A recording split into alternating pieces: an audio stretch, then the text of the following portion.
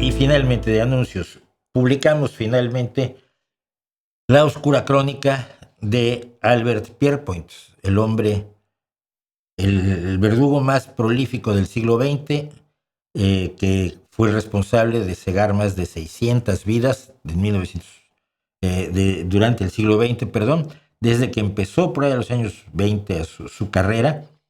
hasta que la abandonó en los años 60, después de haber ejecutado alrededor de 600 personas, incluidos, y esto fue lo que le dio fama internacional e hizo que sus opiniones tuvieran relevancia, fue el verdugo de los condenados a muerte del juicio de Belsen, el juicio que hicieron los británicos contra criminales de guerra en Belsen, y ejecutó tanto el director del campo de concentración de Belsen, que antes había estado a cargo, había sido el comandante de Auschwitz, al doctor que antes había sido de Auschwitz, luego lo fue de Belsen, una bestia asquerosa, y a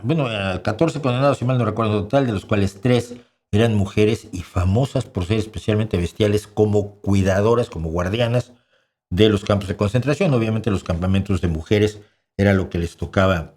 cubrir a estas mujeres, y son famosas, ¿no? Johanna Bormann,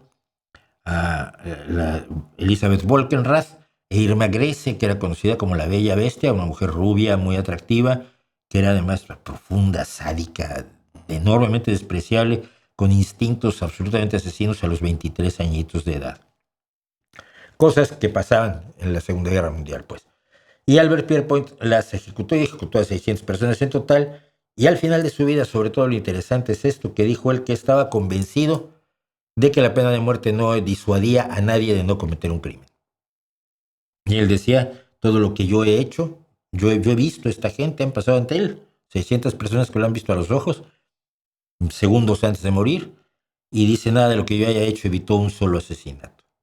Y esta visión de un verdugo es la visión de la criminalística moderna, que te dice que la pena de muerte es solamente una venganza, pero no es algo que sirva para que otros asesinos decidan, ay, no voy a matar porque igual me matan.